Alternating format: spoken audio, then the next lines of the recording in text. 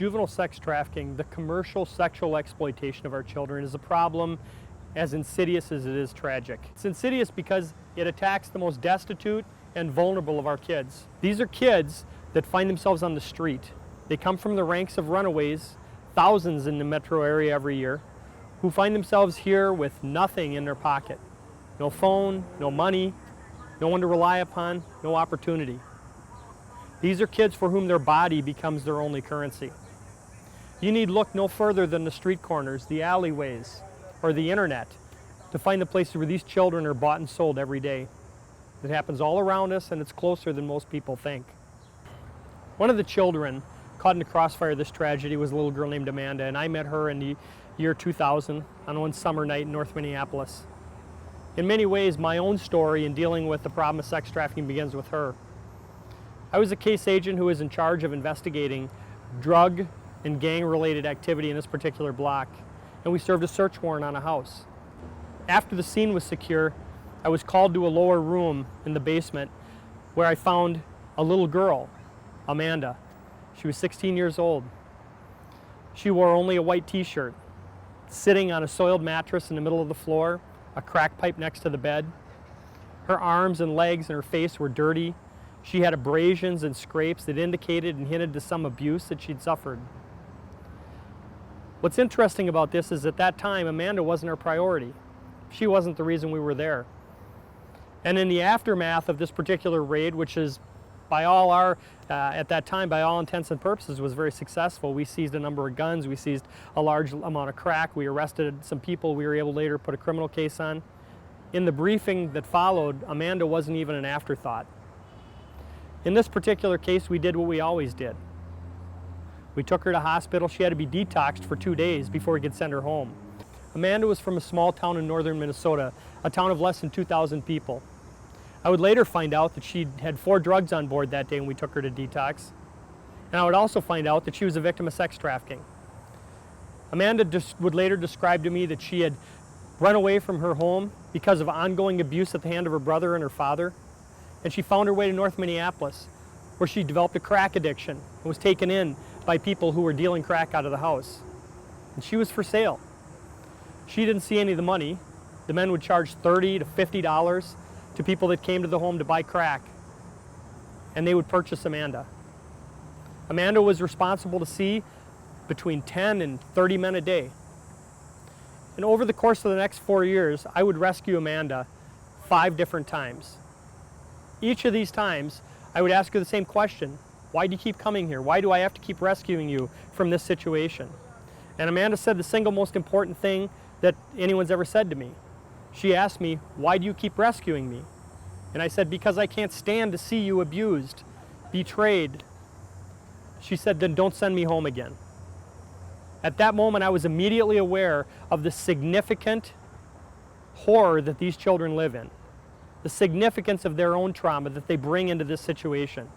And it impacted me so deeply because I immediately realized that all my biases about these kids, all my perspectives, all my prejudices and preconceived ideas about why they ended up, like Amanda, in that basement room in that crack house in North Minneapolis on that day, how wrong I really was. It softened my heart, and it was a very humbling experience for me.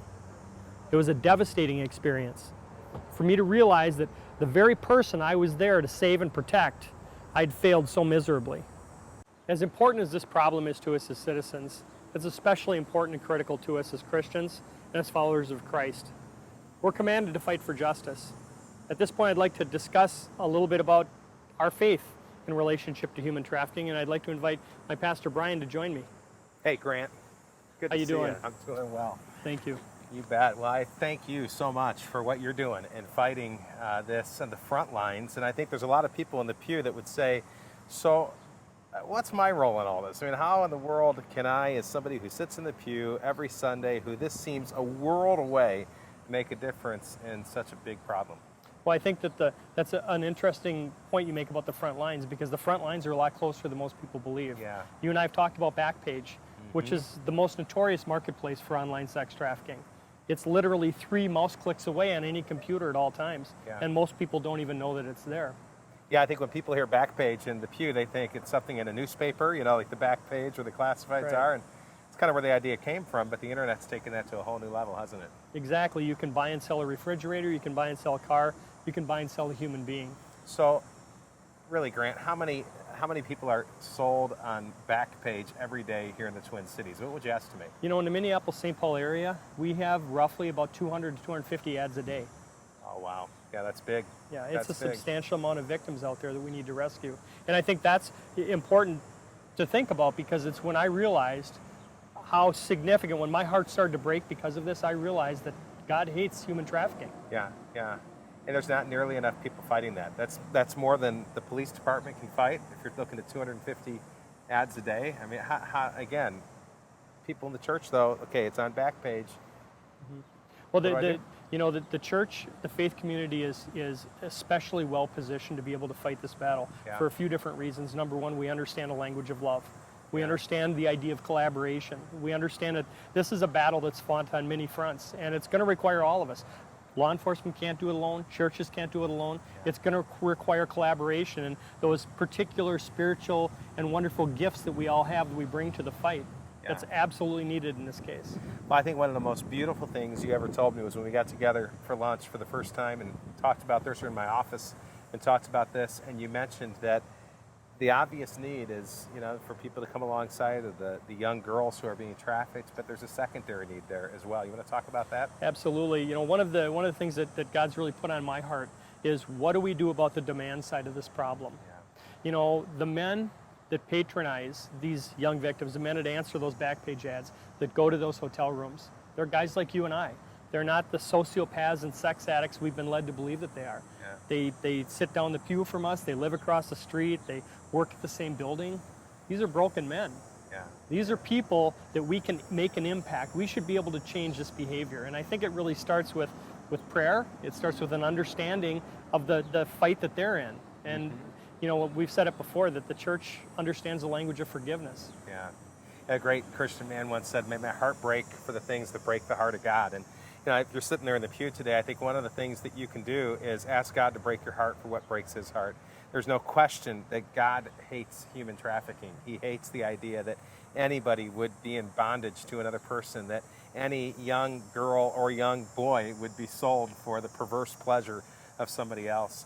But he also does give us this mandate to love our enemies, to love the unlovable, and sometimes the perpetrator is the unlovable. So you've got this opportunity to sit across from men at the moment of their, most broken part of their life, and to speak some truth into them.